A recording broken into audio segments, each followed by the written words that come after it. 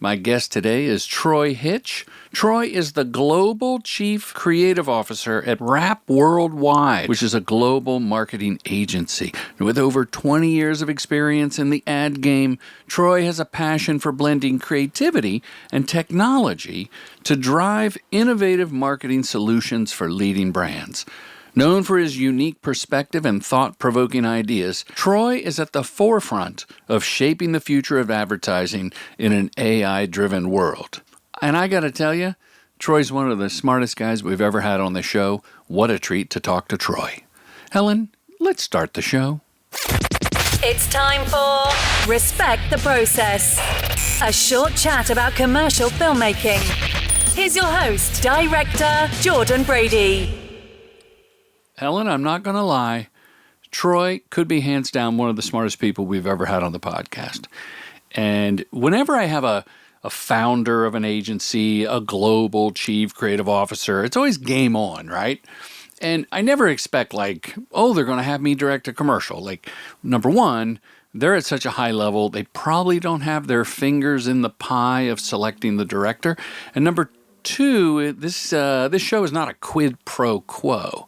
Although it has happened. I mean, I have worked with people on the show, and people that I've worked with have ended up on the show, but that's not how it works. But Troy, hands down, super smart guy. You're going to learn so much. I love his take on the future of advertising. It's going to be very helpful. It's going to give you some guidelines.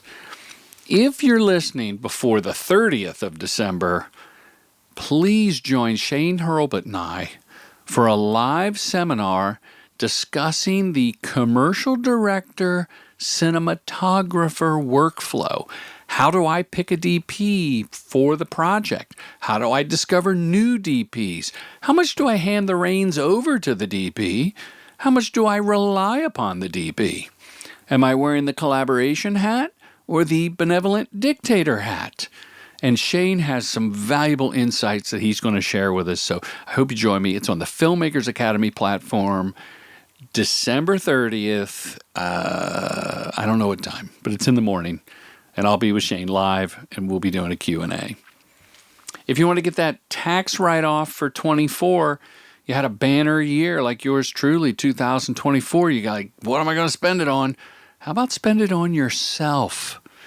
Join us at the Filmmaker Retreat in Joshua Tree, big savings before the end of the year, or take one of my online courses, which come with a one-on-one mentorship call after you complete the course. Every one of my online courses, Commercial Directing Masterclass, the Shadow Class, they all have oodles of behind the scenes, of me working with the agency, working with the crew, directing actors.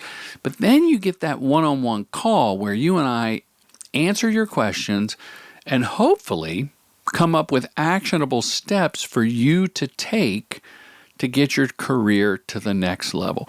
Why do I do a one-on-one call with every filmmaker that wants it? Because it's free with the course. Simple. Because I'm a bad businessman and I want to help people. Is that a crime?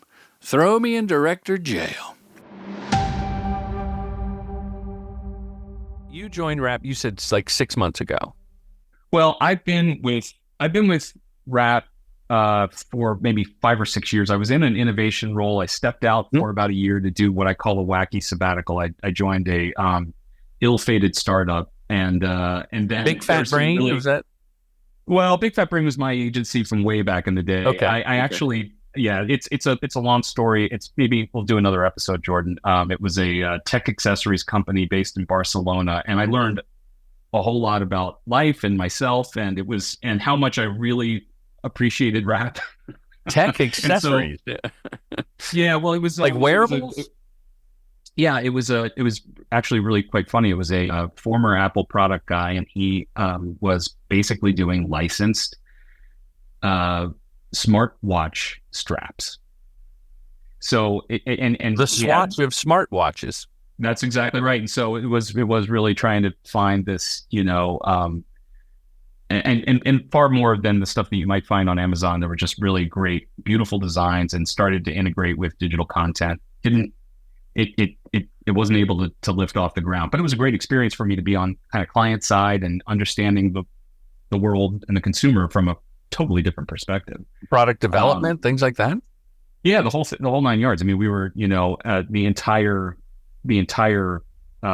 supply chain of creating a brand that had a product that needed to make a connection and, had a premium price. There was just a ton of stuff that I was able to glean from my brief time there. It sounds like a great in like a dying star and went supernova. But it sounds like a great thing. My biggest idea for that, a big little idea. Yes. Lithium battery belt buckles. Oh, do tell. I'm still listening. You have a belt buckle, and it's a lithium battery built in, so you can either hold your phone next to it for a quick charge, or if magnetically it could charge far enough to charge your phone in your pocket, or perhaps there's like a little cord, a little USB cord that goes to your phone in your pocket, so you're always charged. Because there's always these little batteries, and people give them away. Or on TikTok, I bought one that magnetically sticks to the back of my phone, but I don't want it in my pocket. So the battery belt buckle, and you could customize it. If you design it right, you could be growing a Quato-like creature inside your abdomen, like Total Recall. That sounds terrifying, to be wearing a lithium ion battery around your waist all day long. I had a vasectomy years ago. I'm done making kids, so that was a factor. Like, well, how bad could it be? Right. A stomach alien I can live with. If I Google, actually, there was an article about you in Adweek and of all of our guests, you may have the most posh, handsome headshot. Oh, thank you, sir. The hair is on point. The look is right to camera. Bravo. But it says that RAPP is a global precision marketing agency. And what is that? Explain that to us. Well, if you think about everything that we do as consumers is trackable, right? So we're generating data every single time we do anything. That data is being captured somewhere. And if you're giving permission for somebody to use it, it's very valuable data. So the stuff that we do, the things that we like, the way that we interact, the places we go becomes this incredibly rich environment to be able to create something that the next time you go out into space and time, I could create an experience for you that's better understands you, knows what you're looking for. So let's say, for instance, we do a lot of this work for auto manufacturers. We've got world-class brands. Mercedes-Benz is one of our biggest and best brands. When you are in the life cycle of being a car owner, whether that is you're shopping for a car, you're currently evaluating and considering purchasing, onboarding as a new owner, driving it for the first 2 or 3 years, then starting to look for another vehicle. Throughout all of that experience, we create content and different interactive experiences and engagement in the interest of driving your value for Mercedes-Benz and making Mercedes-Benz more valuable to you as an owner or as a shopper. And so, in hopes that you'll stick with the brand for a long time. Yeah, in that case, it might be a loyalty thing, right? Or let's say it's even before you've made the purchase, it's understanding you well enough to put the right things in front of you to get you to take the next step. So to go from the car configurator on the website to booking a test drive, and then every touch point along the way, right? But instead of running a TV spot in your market that says, "Hey, you should come do a test drive of a Mercedes," but you're not interested in Mercedes, you're interested in Volkswagen or you're interested in BMW, right? Instead of doing that with mass media, we operate with precision to say, no, I know exactly what you're interested in. And not only that, it's a Mercedes, I know that you're looking for an SUV, and I know that you have these hobbies, and I know that you have these many people in your house, right? So I can start to get far more precise about the experience that I engage you in, and that becomes pretty powerful stuff. We did over a few years, 75 or so different spots for different vehicles that were so specific. I don't know if I've even talked about this on the podcast, but like one of them was aimed at people who had already been on the website and checked out the bed of the Tacoma and clicked on the feature that was an AC outlet in the back of the truck.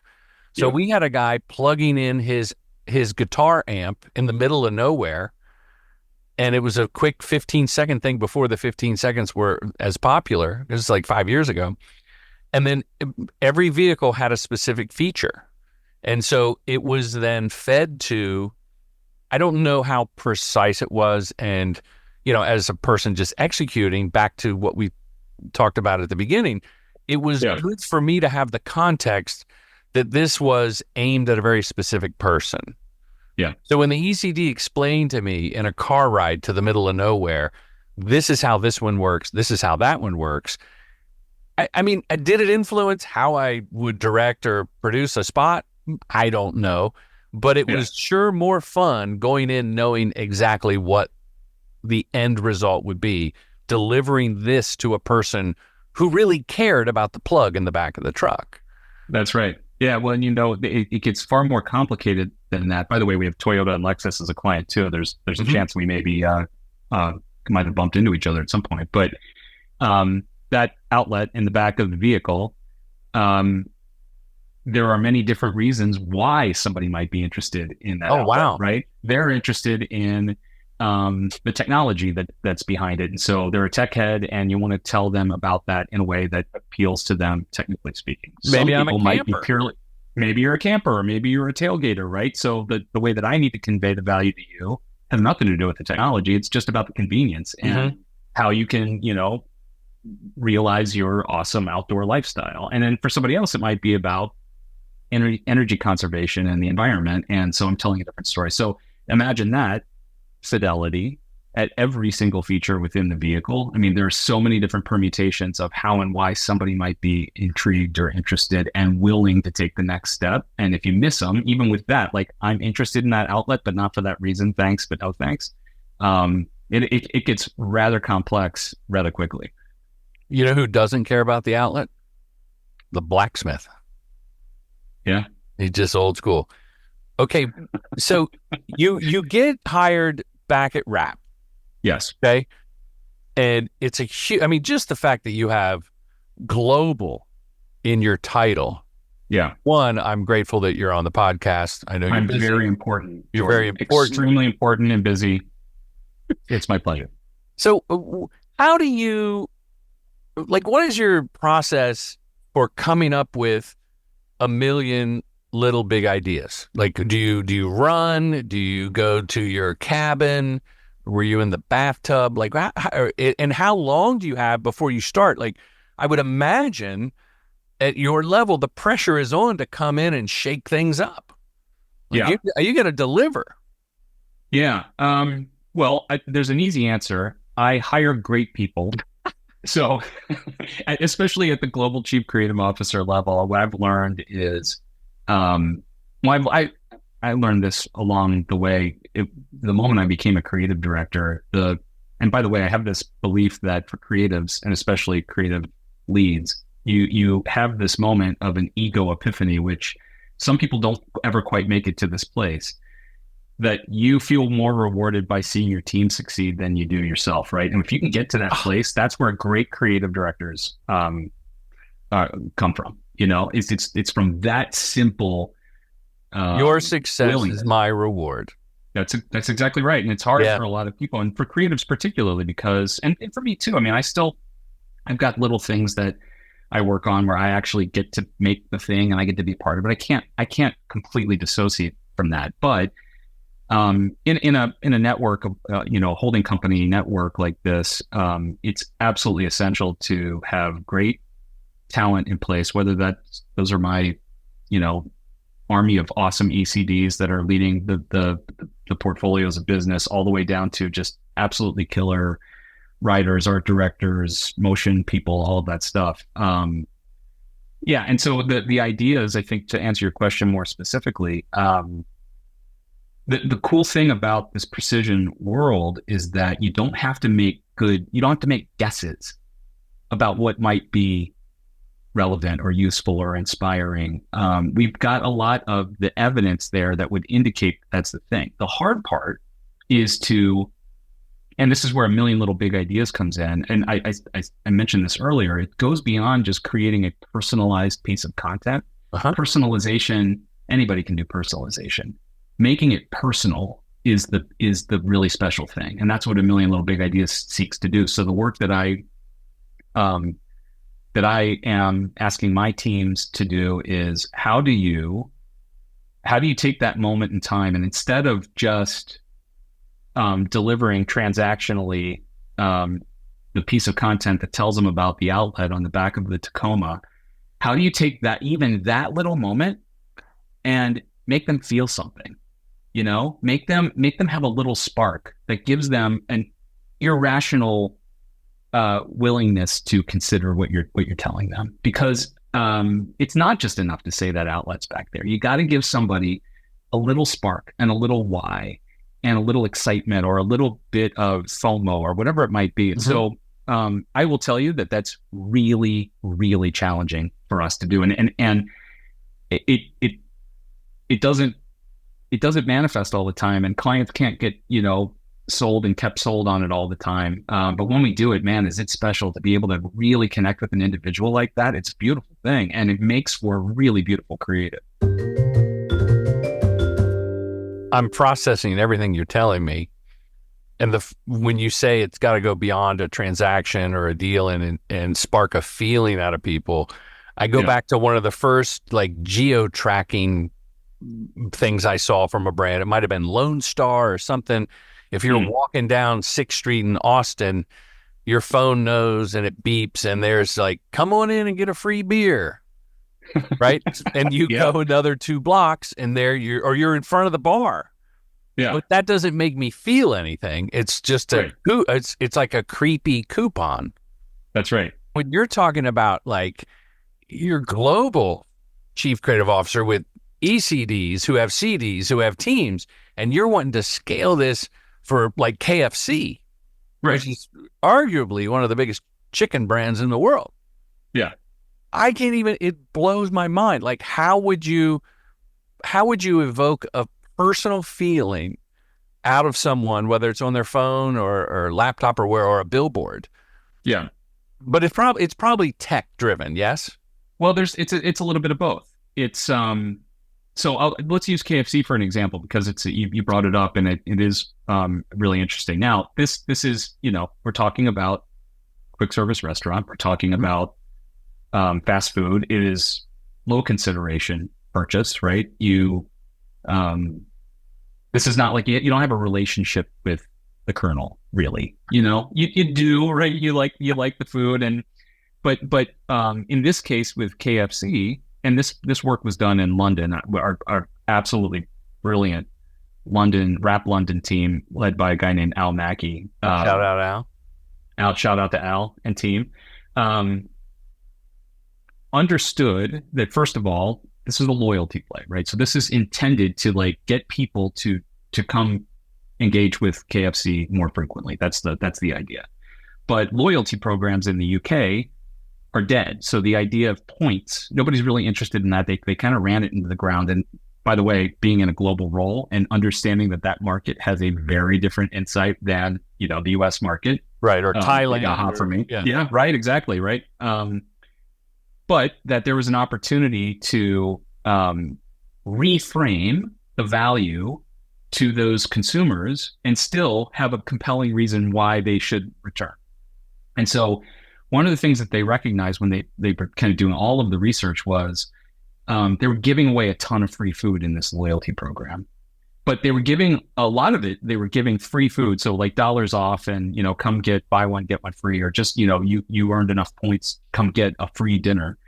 In many cases, the food that they were giving away to people that were going to come in anyway and make the purchase. Yeah. And so it was a tremendous waste. What they feed in the choir when they did this was, that's exactly right. That's exactly right.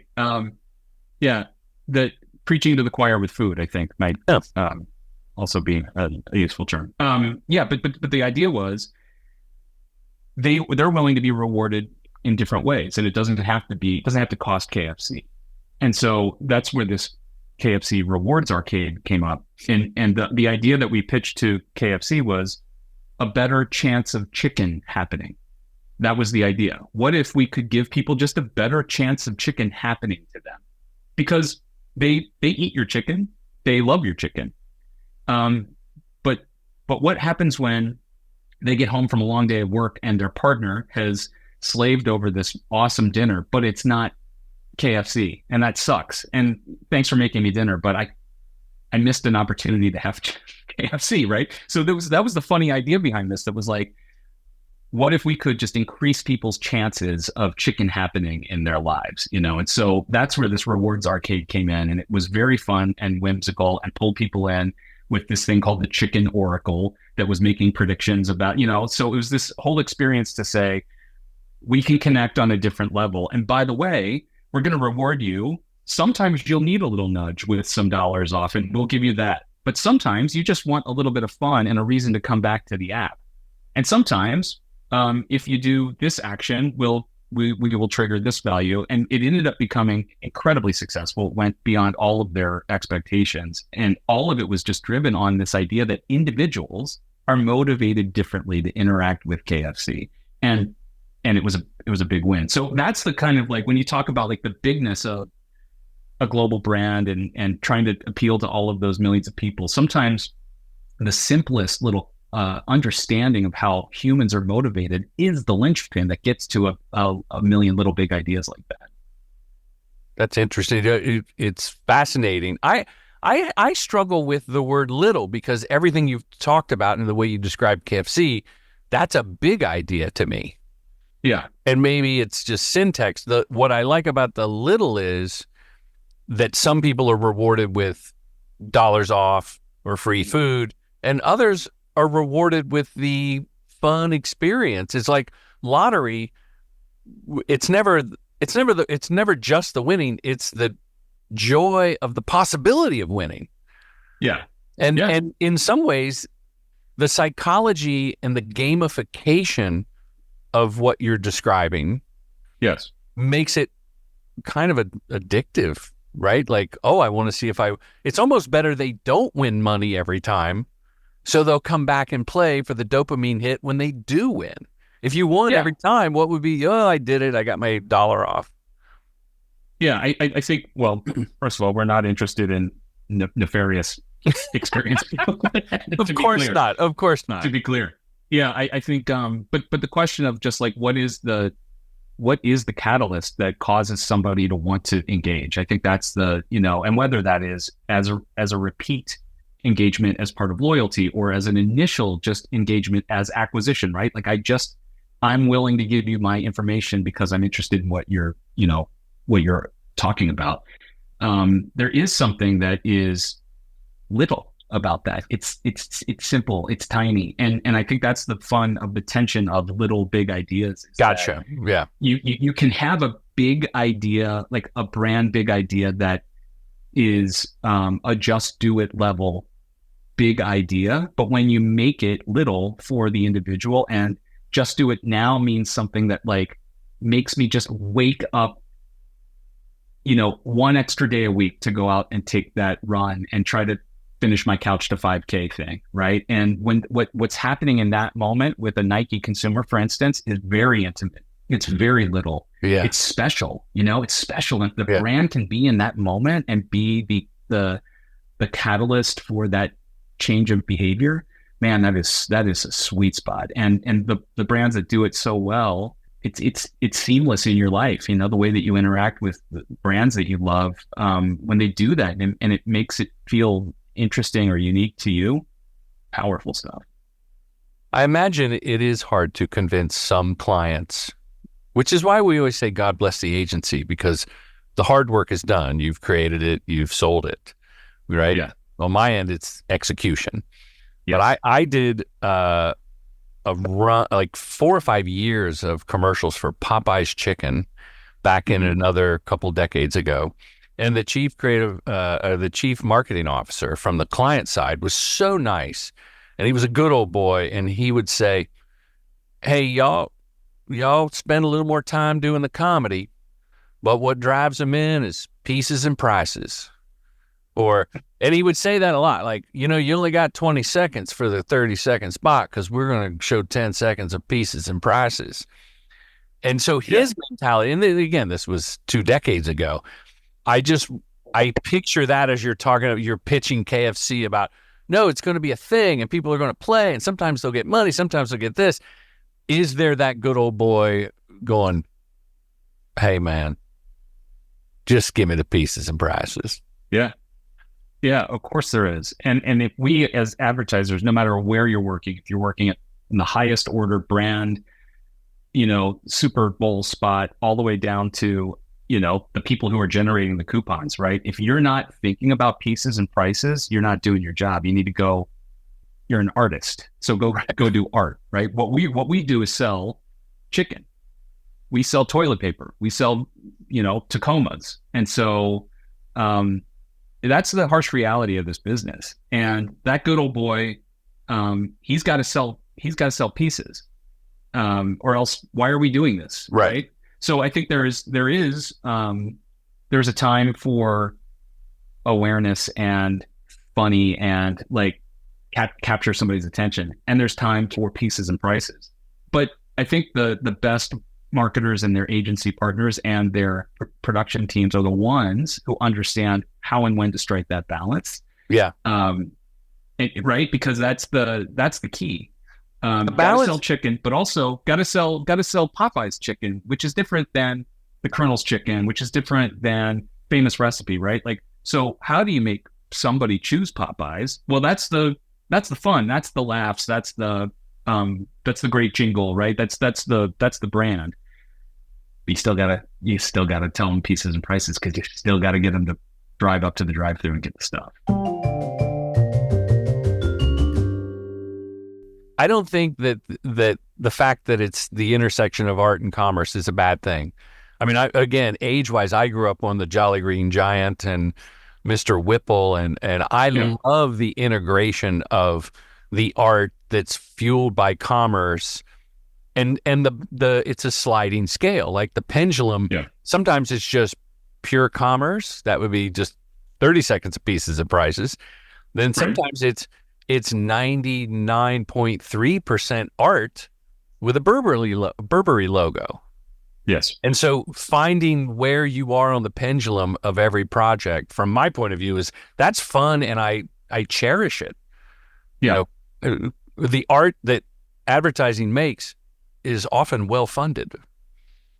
For sure. And listen, I don't mean to diminish what we do. There is an art element for sure. I think what I was driving at is that if you aren't commercially minded, then the art is useless, right? That you should take the time and make a film. Yeah. Right. If you want to make something that is art without the burden of the commerce, and gosh, I don't even know if you can do that anymore these days, right? I mean, your film still has to have a commercial mindset. I was just trying to be controversial with you.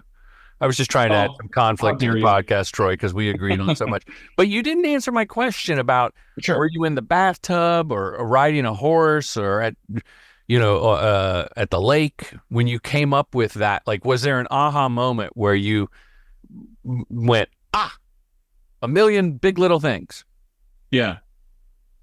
Well, actually, I'll tell you this interesting anecdote. It came from, I have a real passion for physics. I don't know what happened, like 5 years ago, maybe I read this Brian Greene book, and at one point I actually thought maybe I should quit everything and try to become like an astrophysicist. And then I started down that path, and I realized this was math that uses letters, and I didn't understand what any of it meant. So I was like, okay, I can't do that. But along the way, I kind of gleaned this. So I have this idea that in physics, you've got two sort of major lines of thinking going all the way back to the turn of the century. You've got general relativity, which describes the forces of nature, space, time, gravity, light at a planetary level. So you've got these giant planet-sized points of evidence as to how all of those forces work. And then there's another line of thought called special relativity, quantum mechanics, things that happen subatomic side, string theory and quarks and gluons and all of that stuff. Voodoo. Yeah. Now, the really interesting thing is that after all of these decades, after Einstein and Feynman and all of these people, Oppenheimer, they still can't square up the math between those two. And they call it the grand unification theory. It doesn't exist. It's this elusive thing that we still haven't figured out. And I think that is, so I began to think about it as advertising, right? You've got the planet-sized big ideas. You've got the big Super Bowl spot. You've got Just Do It. You've got I'm Loving It. You've got Everywhere You Want to Be, this planet-sized idea. Then you've got performance marketing and below the line. And you've got all of these really great elements that are driving people to click a thing and touch a thing and all that stuff. But there's nothing that really ties them together. There's no grand unification theory. And that's what A Million Little Big Ideas, that's when I came up with this idea that what if you could have both? And what if we could figure out the grand unification theory in advertising? A big idea that actually motivates behavior change and drives an individual to change their mind and do something about it, right? Like that's where that came from. So wow, that was my bathtub moment. And I'm just gonna go with you in the bathtub. Hey, bubbles all around. Old loofah. That's amazing. Eureka! How many years ago were you considering being a rocket scientist? Gosh, this was like 20 years ago, at least 20 years ago. Isn't that so cool that experience in your life paid off decades later? Because if you didn't go down that path, sure, you would have come up with it, but the way you just described it, it's like that was all pushed to the back and you had your career and you're making this and making that. And now all of a sudden, boom, it comes to the front and you've got this mission. That's awesome. I really do. I do have to say, I mean, like I've had a really amazing career. I've gotten to do a lot of things that I'm really proud of. But I've never been more excited than I am right now, standing on the precipice of all of this stuff that lies before us. And I think the idea, having a grand unification idea in my head and kind of putting that point on the horizon for my team and for our company, and not just RAPP, but all of Omnicom, I think we need to figure this out, and we need to figure it out fast so that we can continue to make great things for our clients and for consumers to engage with. And so to have something that feels like it's that little kind of volatile element that could explode into something special is very exciting. I sense the palpable joy as you're telling us about that. What a great feeling. So it is awesome. Now, Troy, you've given us a lot of your time. I know you're busy. I have two more questions. Okay. Do you have time? I do. Let me see. Are we gonna wrap it up? Or are we gonna wrap it up? No. Let me, because I can. I'm due. Something just got shifted, so I've got another 30 minutes actually. Okay, it won't take that long. But when you do the deep dive, there's a video of you. Know what I'm gonna say? I don't, because there's a lot of them. I talk about stealing the idea. Interpolation was the word about the interpolation. Got it. Yeah. Interpolation. Okay. I would love to pay homage and tip the hat to this. It may be a little late, but when I look at the YouTube clip, I think you were one of the first to really spoof. You're wearing like an iPhone in a cardboard case, like an Oculus, like an Apple Vision Pro Meta thing. And it's your eyes that you videoed and put on there, and they're shifting around, and you're wearing this headset, and your eyes are larger than life, and your performance is so wonderfully dry that you're talking about, I can't really see you, but there's cameras inside this that allow you to see my eyeballs and connect with you. Yeah. And I don't know when, where, how, but I watched that and I laughed out loud. I was like, damn, that's a good bit. What was Thank that? you. Well, so when I first took on this chief innovation officer role, I realized that I needed to do something disruptive, because this whole, I don't know if you remember, like Shingy was like one of these like thought leader guys, right? Yeah. They are so narcissistic and so like consumed by their thought leadership and everything that I created this persona. I was the most inspiring thought leader. And so I created a whole bunch of content that was total troll content, in the interest of just trying to get people to be pissed off about it. And so I had some fun stuff. Like, for instance, I wrote an article, and I mean like a 2,000 word feature length article about this startup called Foster Snap, which basically was a gig economy solution to the foster child crisis in the US, right? There aren't enough foster parents for all these foster children. So what if... So it's a modest proposal. It's a spoof. It's a total spoof. Yeah. Totally made up. Foster Snap was a complete fabrication. The idea was, what if you could, as an adult, you could open up your phone and open this app, Foster Snap, and say, hey, I'm free for a few hours. And a Foster Snap vehicle pulls up and drops off a child, and you become their legal parent or guardian for the next 4 hours. You spend time with them, you mentor them. And then when you're done, you say, I'm done.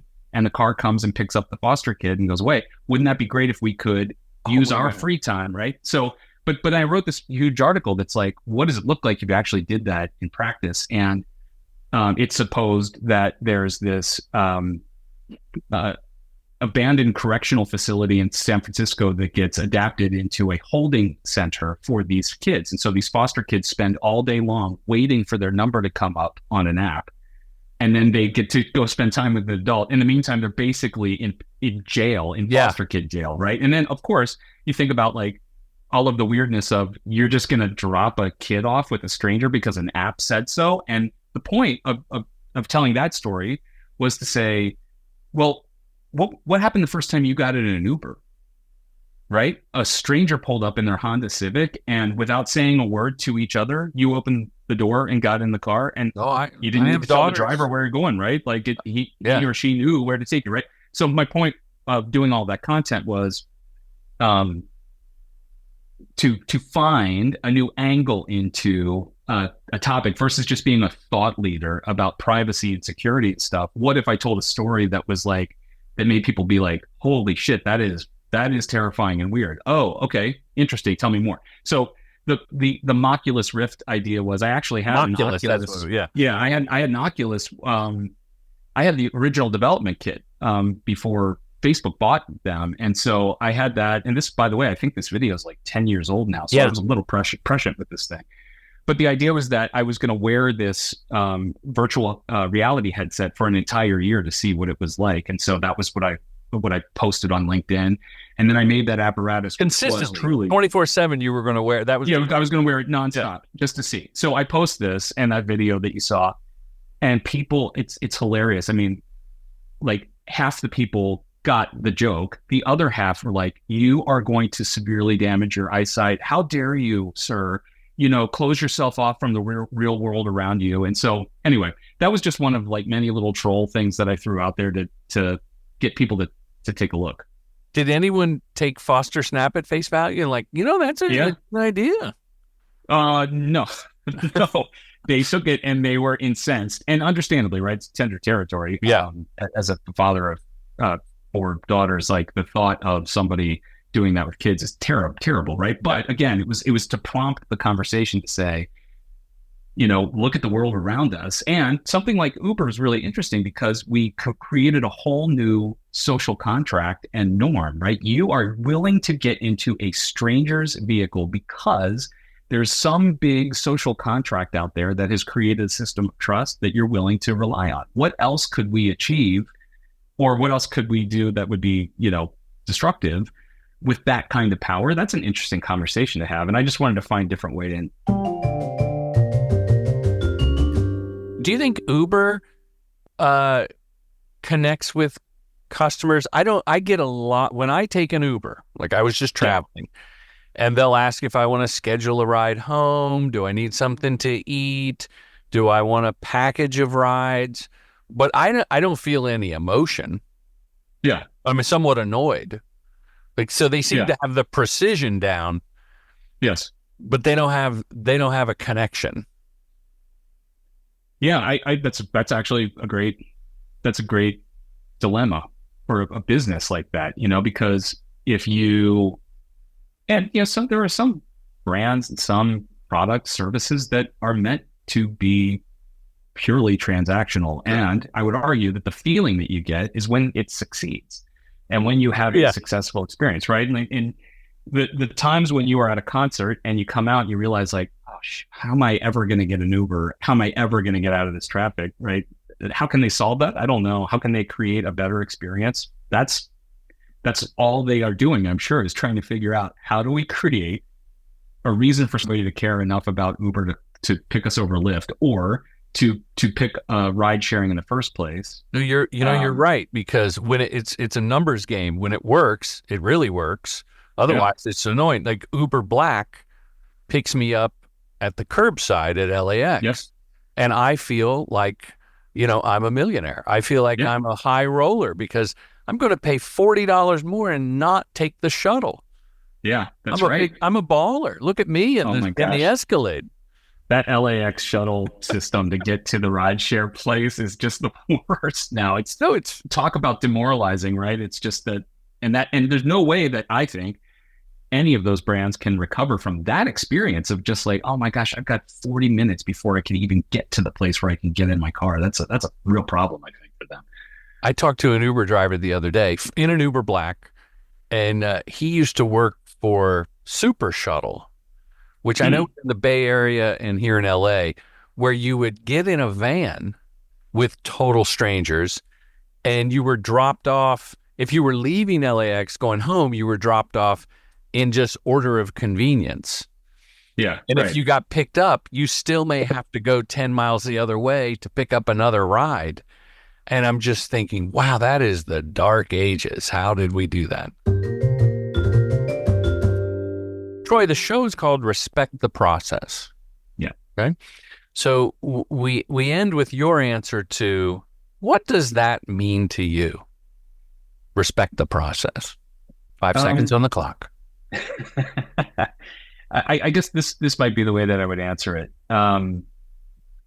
You will get so much more benefit by focusing on the why and the what than you will the how. And if you let the process be the process, that's when I think the magic can happen, and you can liberate yourself from the how and the mechanics and the rules, and allow yourself to create something that really matters. So that I don't know if that makes any sense. But a great answer. And by the way, I'm in a part of the industry that is all about process, because as you can imagine, we've got lots of them, and but it's easy to get swept up in that sauce. You need to think about what you deliver beyond how you deliver it. Yeah. Right. And so writing a great headline is absolutely an essential skill of an excellent copywriter. And it's very few can do it, right? It is an achievement, I think, to be able to do that. But there's something beyond that clever headline that you've written that's the real value that you're delivering to that product. And that's the thing that I think I want us to go find.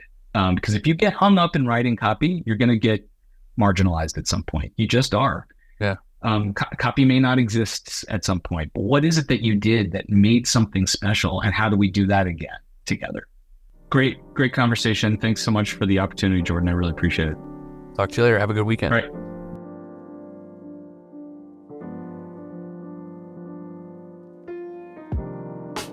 Commercial Directing Film School's mission is to help filmmakers direct commercials professionally. With online courses and in-person boot camps, we demystify the process to get you to the next level, all taught by your accessible mentor, filmmaker Jordan Brady. True Gentleman Industries. We make commercials.